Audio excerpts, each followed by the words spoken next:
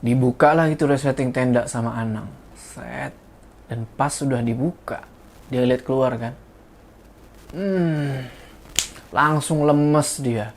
Duduk lemes sambil gemeteran.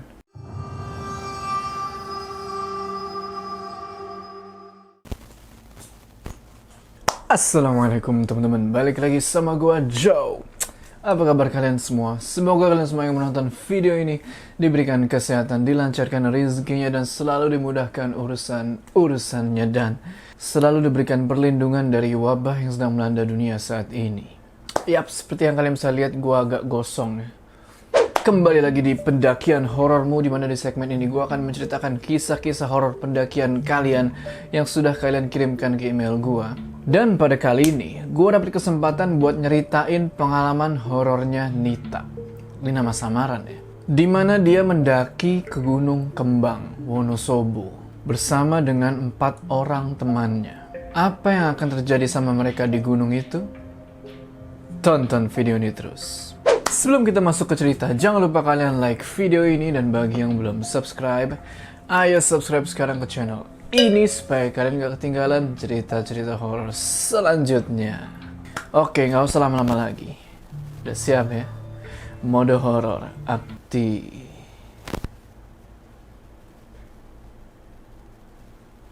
Waktu itu tanggal 5 Maret tahun 2020. Nita berencana naik ke Gunung Kembang bersama dengan 4 orang temannya, yaitu Rudi, Gilang, Romo, dan Anang.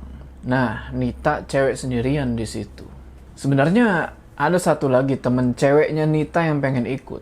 Cuman karena temen ceweknya Nita ini mendadak sakit, alhasil nggak jadi ikut.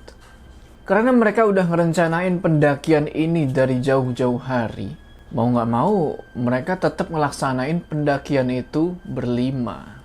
Singkat cerita, mereka berangkat tuh pakai motor sekitar jam 9 pagi. Dan sampai di base camp Gunung Kembang itu jam 4 sore. Kenapa lama? Soalnya di jalan mereka sempat terhambat hujan. Jadinya perjalanan agak molor. Yang harusnya cuma 2-3 jam dari tempatnya Nita, jadi agak lama. Meskipun begitu, di perjalanan menuju ke base camp ini aman-aman aja. Oh ya, Nita di sini adalah orang yang paling berpengalaman dalam hal pendakian di rombongan itu. Dan juga, Nita adalah orang yang peka sama hal mistis. Waktu itu base camp lumayan rame dan lagi turun hujan deras. Sebelum mereka mendaki, mereka packing ulang nih, sekalian ngecek barang-barang dan perlengkapan. Kayak biasa. Oh iya, jadi Gunung Kembang itu punya peraturan yang lumayan ketat ya. Kalau kalian yang pernah naik ke Gunung Sindoro via Kledung atau Gunung Sumbing via Garung, itu pengecekan sampah bener-bener detail. Sampai puntung rokok itu harus sama. Maksudnya gini, kalau misal kita naik bawa rokok itu 5 biji. Nah, turun gunung pun jumlah puntung rokok itu harus sama, yaitu 5 biji. Oke lah, setelah semuanya udah siap, mereka pun berdoa, minta diberi keselamatan. Hujan juga udah reda, tinggal gerimis-gerimis kecil aja. Dan pada jam 5 sore, dimulailah pendakian. Karena Nita cewek sendiri, dia ada di tengah-tengah barisan. Rudi jadi leader, Gilang jadi sweeper. Oh iya, Rudi adalah anak yang juga peka sama hal-hal gaib. Pas keluar dari base camp dan mau masuk ke area kebun teh, Nita ngeliat ada seorang kakek-kakek, tapi belum terlalu tua. Dia pakai blangkon di kepala, sama pakai baju yang motifnya itu garis-garis coklat tua, ala-ala Jawa gitu. Kakek-kakek itu senyum ke Nita. Nita mikir, mungkin ini kakek-kakek penjaga kawasan sini. Dalam hati, Nita langsung minta izin sambil komat kamit baca doa. Di perjalanan itu, mereka pada ngobrol-ngobrol, bercanda-bercanda, dan di sini, yang paling gak bisa diem itu adalah si Anang. Anang itu petakilan. Dia lari-lari kecil sambil nyerobotin daun teh dan nyanyi-nyanyi gak jelas. Gilang terus ngingetin dia buat jangan buru-buru jalannya. Tapi Anang malah ketawa dan bilang, "Hah, lama lu jalannya." Mereka jalan terus dan sekitar 20 menit kemudian, tiba-tiba Rudy minta berhenti karena dia kebelet pengen buang air kecil. Nita sontak ngingetin dia di situ. Rod, jangan lupa permisi kalau mau kencing. Iya santai, aku tahu kok. Buang air lah tuh si Rudy. Gak lama kemudian, si Rudy balik nih. Cuman, pas balik ini, Nita ngeliat mukanya Rudy ini pucet. Dan kayak orang yang takut. Gilang nanya, "Kenapa lu? Muka lu kayak mayat gitu?" "Shh, jaga mulut lu. Jangan sembarangan." "Hehe, sorry. Gak apa-apa, santai. Gue cuman kedinginan." Nita cuman diem di situ. Oh iya, area kebun teh tempat mereka berada waktu itu disebut juga dengan Istana Katak. Gue nggak tahu kenapa dinamain kayak gitu ya. Apa mungkin karena banyak katak di situ atau gimana? Gak lama kemudian, Rudy ngomong lagi. Gue ngerasa nggak enak nih. Kayak ada yang ngikutin gue dari gue kencing tadi. Udah, jangan dipikirin. Kita lanjut aja, jangan putus berdoa. Lanjutlah mereka jalan. 20 menit kemudian, mereka sampai di gerbang pendakian atau disebut juga kandang celeng. Di situ mereka istirahat sebentar sambil nunggu azan maghrib. Si Anang terus nanya, "Kenapa namanya kandang celeng ya?" Gak usah banyak tanya, diem aja. "Kita lanjut naik nanti abis maghrib bro. Rehat dulu di sini." "Alah, terabas aja lah." "Gila lo ya. Sono lu kalau mau naik sendiri." "Alah, cemen lu. Lu kan penakut. Dikasih gambar kunti aja lu kebirit-birit." Udah, kita naik nanti habis maghrib. Untungnya di situ ada beberapa pendaki juga. Jadi suasana nggak terasa begitu mencekam. Di kandang celeng itu udah bener-bener hutan dan ada kolam kecil di situ. Mereka pun bersih-bersih di kolam itu, wudhu, dan berencana lanjut naik setelah sholat maghrib. Setelah sholat maghrib, mereka pun ngelanjutin pendakian. Di perjalanan itu, semuanya mendadak jadi pendiam, kecuali si Anang. Dia masih sama, masih nyanyi-nyanyi gak jelas, dan kadang nanya hal-hal yang gak perlu, kayak, "Ini kenapa jalannya begini ya? Ini hutan begini amat ya? Masih lama gak sih?" Dan sebagainya. Yang ngejawab cuman si Romo. Itu pun si Romo cuman bilang, "Ya, gak tahu. Ya, gak tahu." Terus si Romo bilang, "Kayaknya mau hujan lagi deh. Soalnya ini kayak udah gerimis." Wah, sialan. Emang kenapa sih hujan segala? Ya udah sih, nggak apa-apa. Nikmatin aja. Rudy sama Gilang terus bercandain si Anang dan mereka pun ketawa-ketawa. Nggak terasa mereka udah jalan sekitar 30 menitan. Dan sampailah mereka di pos 1 Liliput. Mereka istirahat di situ sebentar sambil minum dan cerita-cerita. Setelah cukup istirahat, mereka pun mulai jalan lagi.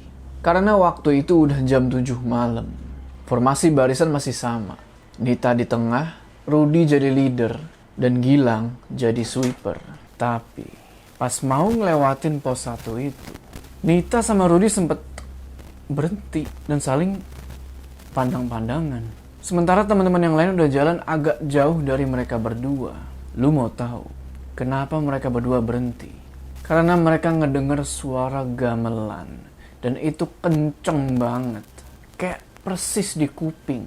Semakin mereka berusaha buat gak merduliin suara itu, suara gamelan itu malah makin kenceng. Sontak Rudy nanya, "Denger kan tak?" Iya, aku denger. Merinding aku.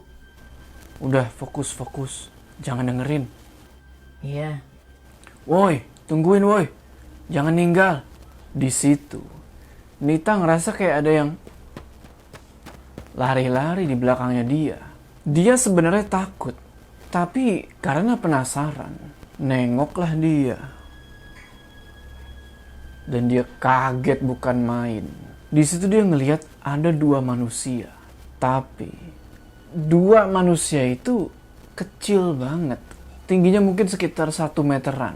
Nggak tahu itu sosok anak kecil atau sosok manusia kerdil. Tapi yang jelas, dua sosok itu lari-lari kejar-kejaran. Nita cuman bengong di situ sampai dia disadarin sama Rudy. Nggak lama kemudian, Anang teriak, "Woi, jangan pacaran mulu, cepetlah. Lama ya kalian." Jalan lagi lah tuh, Nita sama Rudy menuju ke teman-teman yang lain. Pas lagi jalan itu, tiba-tiba Nita ngeliat lagi kakek-kakek yang di awal-awal perjalanan tadi. Kakek-kakek itu lagi berdiri di pinggir jalur. Cuman kali ini kakek-kakek itu ngeliatin Anang dengan tatapan yang cemas. Dan gak lama kemudian hujan turun. Karena mereka semua gak ada yang bawa jas hujan. Mau gak mau mereka terabas lah tuh hujan. Setelah jalan kira-kira 20 menit, sampailah mereka di pos 2, Simpang 3. Di sepanjang jalan, Anang terus-terusan ngomel karena medan yang sulit. Sampai tiba-tiba dia muntah-muntah sampai gak bisa berdiri. Sontak Nita nanya, Gimana keadaan lu, Nang? Anang cuma diem di situ. Tapi dia ngasih isyarat pakai tangan kalau dia itu nggak apa-apa. Lalu Rudy tiba-tiba ngusulin buat ngedirin tenda di situ. Tapi Romo nggak mau. Anang juga bilang kalau dia mau lanjut aja, jalan pelan-pelan. Teman-teman yang lain pun serentak bilang oke, dan mereka pun ngelanjutin perjalanan. Formasi sekarang berubah. Gilang di depan, disusul sama Romo, Anang, Nita, dan terakhir Rudy jadi sweeper. Pas mereka mulai jalan lagi-lagi Nita ngeliat. Kalian bisa tebak nggak? Dia lihat siapa? Iya, kakek-kakek itu lagi. Di situ Nita berusaha seolah-olah dia itu nggak lihat siapa-siapa, supaya yang lainnya nggak curiga. Mereka terus jalan dan karena hujan deras banget, mereka nggak ngobrol apa-apa dan cuman fokus jalan. Sampai tiba-tiba Anang megang tangannya Nita, kenceng banget. Dan dia bilang, "Jangan jauh-jauh dari gua ya." Nita yang emang tahu apa yang lagi terjadi, cuman bisa nyuruh Anang supaya jangan putus berdoa. Nah, kenapa Anang pegang tangannya Nita kenceng banget? Karena di sebelahnya Anang itu ada sosok perempuan. Mukanya ketutupan sama rambutnya yang panjang ngejulur ke depan. Dan sosok itu terbang di sebelahnya Anang. Jalur waktu itu cuma bisa dilaluin sama satu orang. Jadi agak sulit buat jalan sejajar. Dan jalurnya itu kayak selokan. Jadi air ngalir dari atas itu deras banget. Akhirnya setelah penuh perjuangan, mereka sampai juga di pos 3 Akar. Dan itu udah jam 9 malam. Entah kenapa jalan tuh berasa kayak yang jauh banget. Mereka jalan sampai di sebuah pohon yang ada sulur-sulur yang bergelantungan. Sosok perempuan yang ngikutin Anang di sebelahnya itu hilang. Sontak Anang bilang, "Mana tuh cewek sialan?" Jaga lisan. Ngomongin apa sih? Bisik-bisik. Gak apa-apa, fokus jalan aja. Baru jalan masuk ke pos 3. Tiba-tiba Anang teriak karena dia ngerasa kalau kakinya itu kram dan gak bisa digerakin. Tapi itu sebenarnya bukan kram. Mau tahu kenapa kakinya si Anang gak bisa digerakin? Nita ngeliat ada yang nyengkram kakinya Anang itu kenceng banget. Sampai-sampai tuh kuku tangannya setan itu nusuk ke kakinya dia.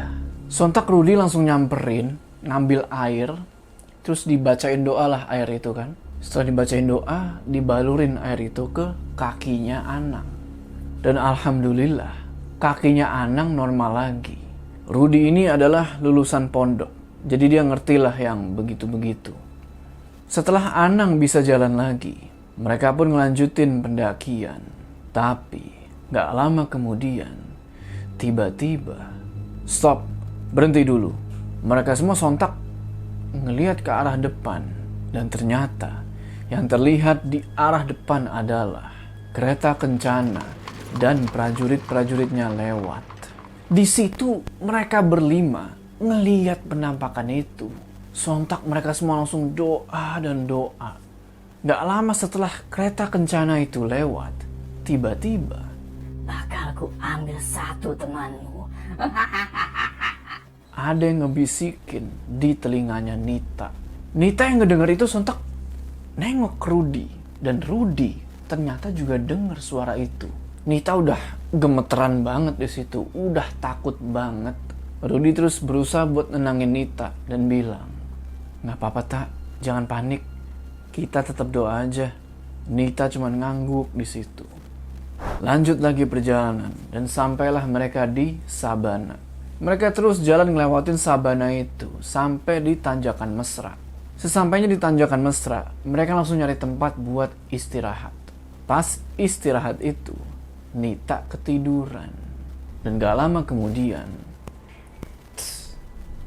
dia kebangun gara-gara ada air yang netes ke mukanya. Sontak, dia langsung ngeliat ke sekeliling. Posisi dia waktu itu jauh dari pohon. Hujan juga udah reda. Gak ada gerimis juga. Itu tetesan dari mana? Ya dia positive thinking. Mungkin dari burung atau apalah. Jadi posisi tidur Nita ini telentang ngadep ke langit gini loh. Setelah itu dia merem dan lanjut tidur lagi. Di tidur yang ini, dia mimpi. Mimpi didatengin kakek-kakek yang itu. Kakek itu ngomong, "Hati-hati ya naiknya. Kalau ada apa-apa, langsung turun." dan air pun netes ke mukanya Nita lagi dan dia bangun. Air tetesan itu cuma diusap sama dia. Abis itu dia tidur lagi. Di tidur yang ketiga ini, gak lama dia kebangun lagi gara-gara tetesan. Namun, bukan tetesan air. Pas dia usap gini, ternyata tetesan darah. Sontak. Dengar Nita teriak kayak gitu, kaget semuanya. Pada nanya, ada apa tak? Ada apa tak? Nita terus jawab dengan bercanda. Hehehe, nggak apa-apa. Mimpi ditabrak lunang. Dan suasana pun biasa lagi. Nah, di situ Anang lagi makan cemilan nih. Cuman, apa yang Rudy dan Nita lihat bakalan bikin lu ngeri. Mereka berdua ngelihat Anang ini lagi makanin belatung. Sontak Rudy langsung astagfirullah, istighfar. Dan dia nyuruh buat ngelanjutin perjalanan. Otomatis Anang pun berhenti nyemilin belatung itu. Pas mau jalan, Nita baru sadar, kok sepatu nggak ada. Padahal tadi dipakai. Dicari-carilah tuh sepatu ke sekitaran kan. Dan nggak ketemu.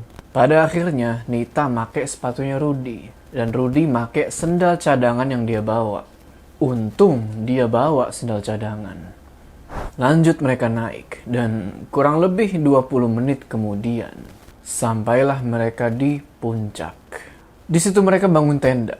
Satu tenda buat Nita, satu tenda buat Rudy, dan satu tenda gede buat anak-anak yang lain.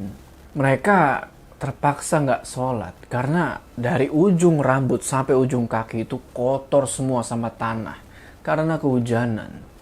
Setelah tenda udah jadi, udah rapi semua, sekitar jam 12 malam, mereka pun tidur.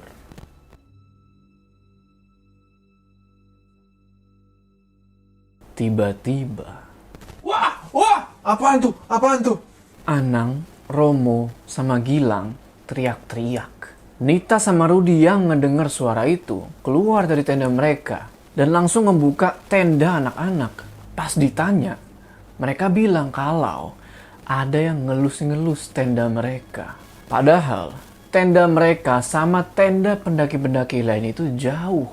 Dan waktu itu nggak ada pendaki-pendaki lain itu yang keluar tenda. Dan itu nggak cuma sekali dielus-elusnya, tapi berkali-kali. Ada kali 15 menitan kayak gitu. Karena pada ketakutan, alhasil mereka mutusin buat berlima tuh di satu tenda. Untungnya mereka bawa tenda yang lumayan gede, jadi 5 orang itu muat. Rudy terus nyuruh teman-teman yang lain buat baca doa sebisa mereka.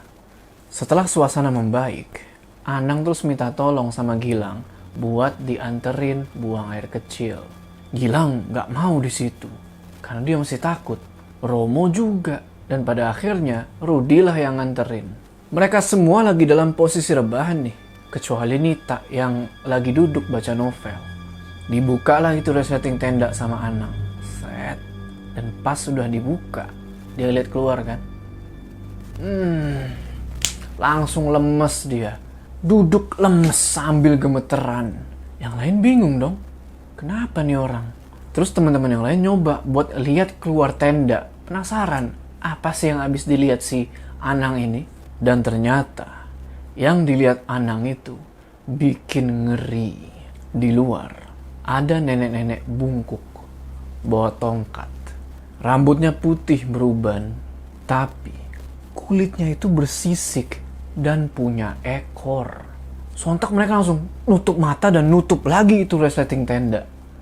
Gak lama setelah itu, tiba-tiba Gilang diem. Terus matanya melotot ke arah Anang. Dan keluar suara dari mulutnya Gilang. Kamu sudah jadi milikku, bocah kurang ajar. Nggak pakai lama, Rudy langsung inisiatif buat ngeluarin sosok yang udah merasuki Gilang. Sampai akhirnya sosok itu berhasil dikeluarin. Pas keadaan udah kondusif lagi, Romo bilang, "Kemana anak-anak yang naik sama kita? Kenapa dari kandang celeng kita nggak ketemu siapapun?" Kalian inget kan? Sebelum kandang celeng itu mereka sempat ketemu sama pendaki-pendaki lain. Di puncak itu emang ada beberapa pendaki.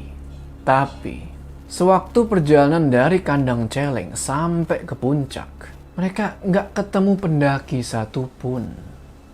Nita terus bilang kalau mereka harus turun saat itu juga. Semuanya pun setuju, padahal itu jam 3 pagi.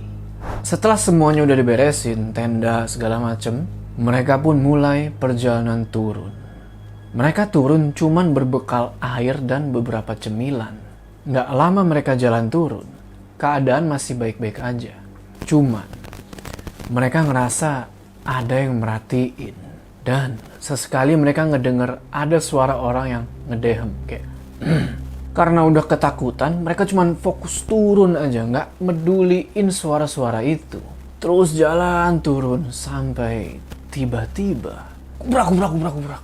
Anang jatuh sampai ngelinding ke bawah. Ada kali 2 meteran tuh jatuh. Teman-teman yang lain langsung nyamperin Anang yang udah ngeletak. Pas dilihat, badannya Anang udah luka-luka dan dia nggak bisa jalan. Karena kondisinya Anang yang gak karuan kayak gitu, dia terpaksa digendong sama Gilang, ganti-gantian sama Rudy. Dan carrier-nya si Anang dibawain sama Romo. Lanjut lagi perjalanan dan gak terasa, udah sampai di pos 3 lagi. Cepet, karena mereka tuh cuman fokus jalan. Tapi di sini, gak tahu kenapa, Gilang tiba-tiba melipir ke kiri. Yang dimana kiri itu adalah jurang. Rudy yang ngelihat itu sontak narik Gilang dan nyuruh dia buat istighfar. Setelah Gilang sadar, mereka pun ngelanjutin perjalanan turun. Gak ada obrolan apa-apa pas turun itu. Dan ketika sampai di kebun teh, mereka ngelihat sosok gede hitam berbulu. Matanya merah, lagi berdiri di tengah-tengah jalan. Sontak mereka berhenti dan Nita bilang dalam hati, Maaf, kita cuma mau lewat, mau pulang. Untungnya, setelah bilang kayak gitu, sosok tersebut hilang. Mereka sampai di base camp sekitar jam 6:30 pagi. Setelah istirahat sebentar dan ngelewatin pengecekan sampah, mereka pun jalan pulang sekitar jam 9. Di situ Nita boncengan sama Rudy. Romo boncengan sama Gilang. Dan Anang, meskipun kondisinya itu udah nggak karuan, tetap minta buat bawa motor sendiri. 1 jam mereka jalan beriringan tuh. Tiba-tiba, brak! Anang jatuh dari motor. Akibat dia ngerem mendadak kayak mau ngindarin sesuatu. Sontak, teman-teman yang lain berhenti dan nyoba buat nyari bantuan. Cuman, itu jalanan sepi banget. Padahal itu udah siang. Sebelah kanan dan kiri itu hutan, gak ada rumah warga. Anang pun diobatin sebisanya, terus habis itu dia diboncengin sama Gilang buat ngelanjutin jalan pulang. Motornya Anang dibawa sama Romo. Meskipun motornya Anang ini depannya agak rusak, tapi untungnya itu motor masih bisa jalan. Singkat cerita, pas sudah sampai pulang ke rumah masing-masing, Anang pun dibawa ke rumah sakit dan didoain sama Pak Kiai. Alhamdulillah, semua udah baik-baik aja sekarang. Jadi gini, gue mau jelasin beberapa hal di cerita itu. Yang pas di puncak, di dalam tenda. Pas Nita tidur, dia mimpi ketemu kakek-kakek itu. Ternyata kakek-kakek itu adalah penjaganya Nita. Lalu, inget kan sama sosok nenek-nenek bersisik yang punya ekor. Jadi pas turun itu, nenek-nenek demit itu muncul di setiap pos. Makanya mereka semua terus turun gak berhenti-berhenti. Kecuali pas si Anang jatuh itu. Dan yang pas Gilang melipir ke kiri. Dan yang ngebisikin, Bakal ku ambil satu temanmu. iya si nenek-nenek bersisik itu. Kata Pak Kiai yang ngobatin Anang, kalau mereka nggak langsung turun malam itu juga, nggak tahu gimana nasibnya Anang. Terus, kenapa Anang bisa jatuh dari motor? Kata si Anang, dia jatuh karena berusaha ngindarin cewek yang tiba-tiba muncul di depan dia. Dan juga tentang sepatu. Kemana hilangnya sepatu si Nita? Ingat kan sama dua sosok manusia kecil yang Nita lihat di pos 1 Liliput. Jadi Nita sebenarnya udah tahu kalau sepatunya itu dibawa sama dua sosok manusia kecil itu. Soalnya dia sendiri ngeliat dua makhluk itu nenteng sepatunya masing-masing satu. Kenapa dia nggak kasih tahu yang lainnya? Ya takut yang lainnya itu parno. Satu lagi, soal Gilang yang tiba-tiba belok kiri ke arah jurang. Menurut penglihatannya Gilang, dia itu ngelihat kucing yang nyangkut kakinya. Tapi sebenarnya itu bukan kucing. Yang Nita lihat adalah sesosok kuntilanak berdiri di situ. Oke teman-teman, gimana tuh tadi ceritanya? Tulis pendapat kalian di kolom komentar ya. Oh iya, buat tantang nih. Kalian coba deh sompral pas naik ke gunung. Apa yang bakal terjadi? Sebelum kita berpisah, jangan lupa kalian like video ini dan bagi yang belum subscribe, ayo subscribe sekarang ke channel ini supaya kalian gak ketinggalan cerita-cerita horor selanjutnya. Gua Jo, sampai ketemu di cerita selanjutnya.